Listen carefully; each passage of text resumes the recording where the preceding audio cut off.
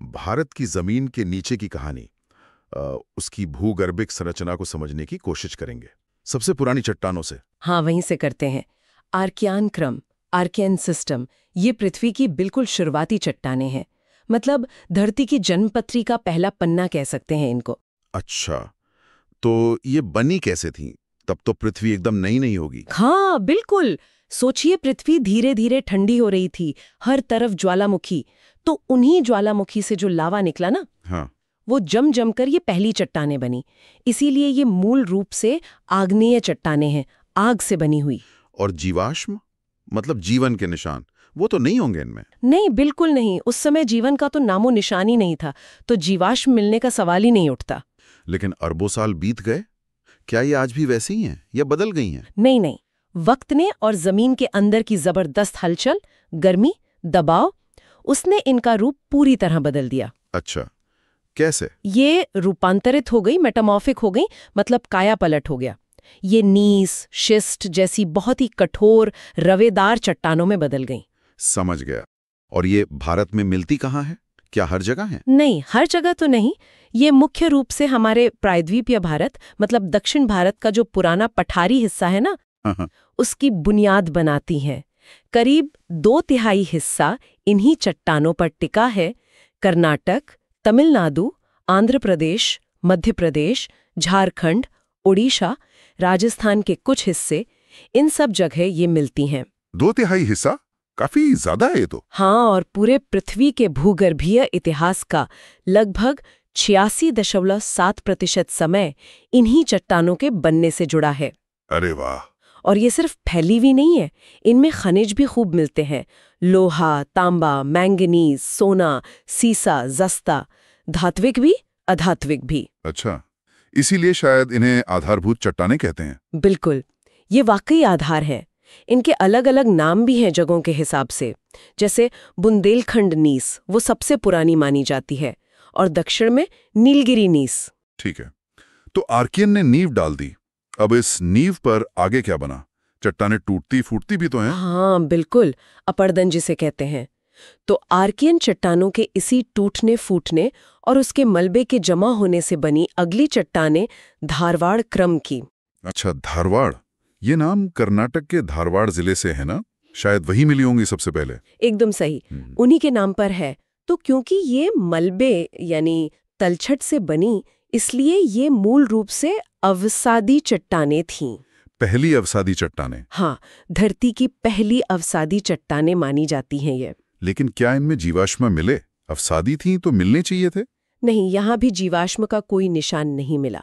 शायद तब तक जीवन उतना विकसित नहीं हुआ था, या फिर बाद में इन पर भी इतना ताप और दबाव पड़ा कि ये भी रूपांतरित हो गईं, और अगर कोई निशान रहे भी होंगे तो वो मिट गए, आर्कियन की तरह ही। एक बात जो जानकारी में बहुत उभर कर आ रही है, वो ये कि ये आर्थिक रूप से सबसे महत्वपूर्ण है। ऐसा क्यों कहा गया है? हाँ, ये बात बिल्कुल सही है। इन्हें भारत का धातु का खजाना कह सकते हैं आप। अच्छा, भारत का ज्यादातर लोहा, मैंगनीज, सोना। हाँ, वो कोलार वाला सोना। हाँ, केजीएफ वाला। वही। फिर तांबा, टिन, लिंक, टंगस्टन, क्रोमियम, ये सब मुख्य रूप से इन्हीं धारवाड़ चट्टानों से मिलते हैं। बाप रे, मतलब देश की इंडस्ट्री के लिए तो ये रीढ़ की हड्डी हुई। बिल्कुल, आर्थिक नजरिए से इनका महत्व बहुत ज्यादा है। समझ गया। और ये धारवाड़ के अलावा और कहाँ-कहाँ मिलती हैं? कर्नाटक में धारवाड़, बेल्लारी, शिमोगा तो है ही।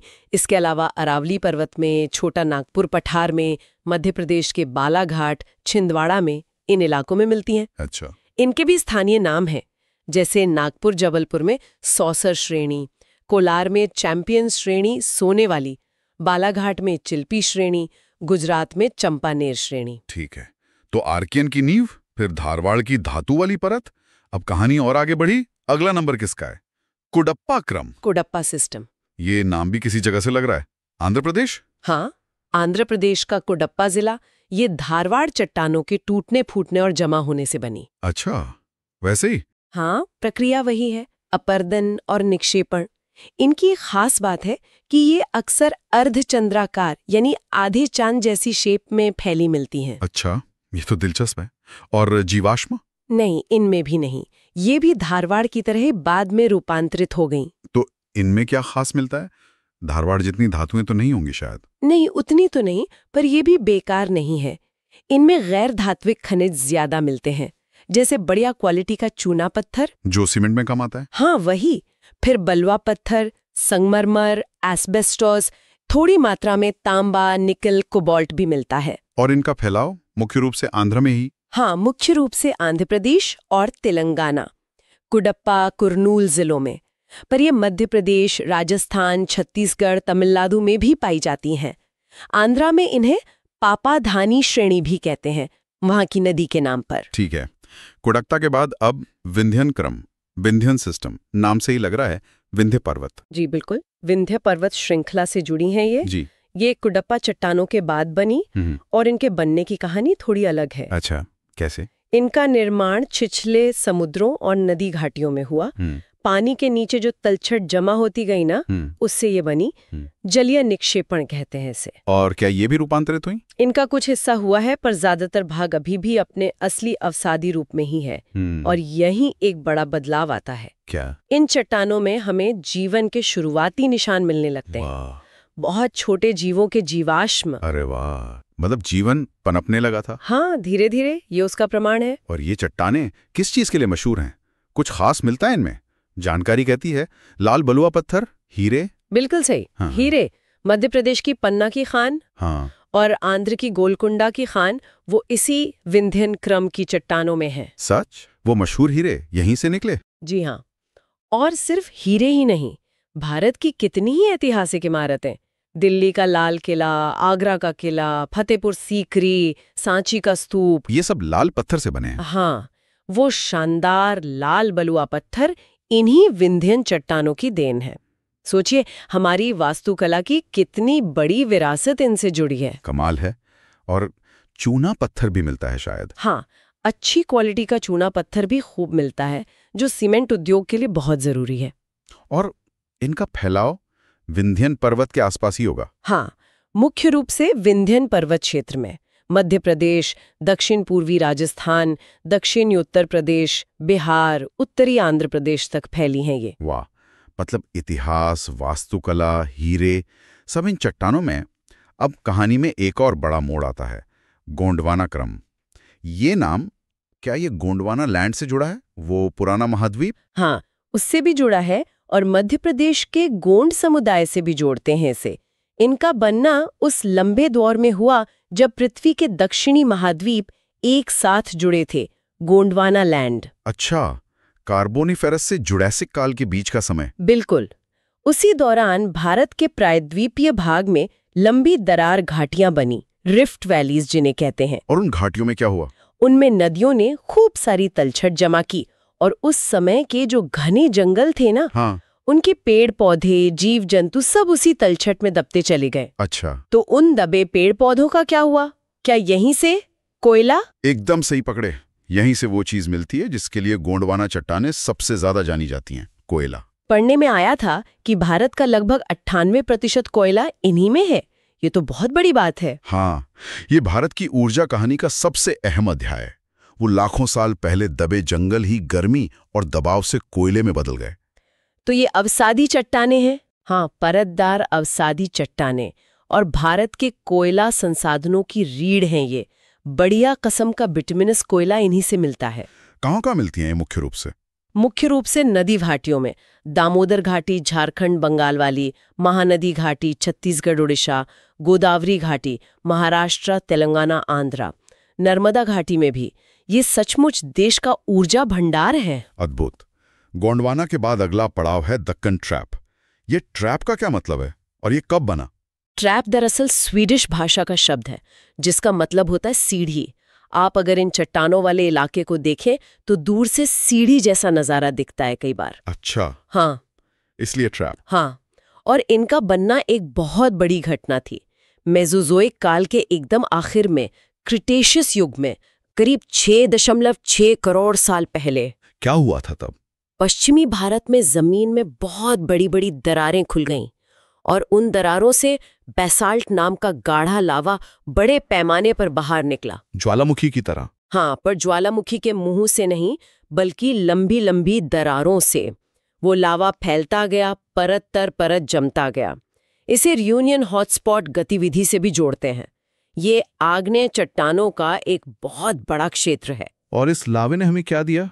काली मिट्टी। बिल्कुल, इन्हीं बेसाल्ट चट्टानों के लाखों साल तक टूटने फूटने से, मतलब अपक्षय और अपर्दन से, वो बेहद उपजाऊ काली मिट्टी बनी। रेगुर मिट्टी जिसे कहते हैं। हाँ, रेगुर मिट्टी।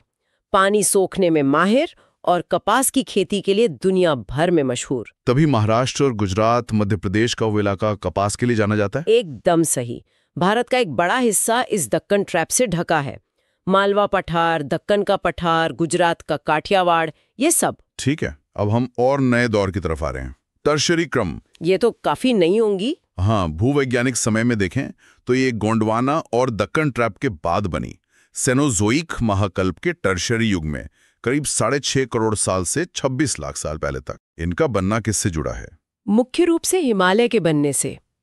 जैसे जैसे हिमालय ऊपर उठाना, हाँ, उसके किनारों पर और आसपास के समुद्री हिस्सों में मलबा जमा होता गया। उससे ये चट्टानें बनी। ये भी मुख्य रूप से अवसादी हैं, पर हिमालय बनने के दबाव ने कुछ हिस्सों को रूपांतरित भी किया है। इनमें क्या खास है?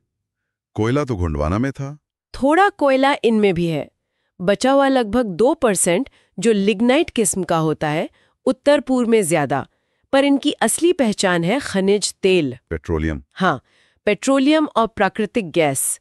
भारत का ज्यादातर पेट्रोलियम इन्हीं चट्टानों की परतों में फंसा हुआ मिलता है। अच्छा, और ये कहाँ मिलती हैं? हिमालय के आसपास? हाँ, मुख्य रूप से हिमालय के बाहरी क्षेत्रों में, असम, अरुणाचल, नागालैंड, कश्मीर और मैदानी इलाकों में भी, गुजरात, राजस्थान में। और अब हम आगे बिल्कुल आज के दौर के पास। सबसे नई चट्टानें, क्वाटरनरी क्रम। क्वाटरनरी सिस्टम बिल्कुल ताज़ा, भूवैज्ञानिक पैमाने पर कल की ही बात है।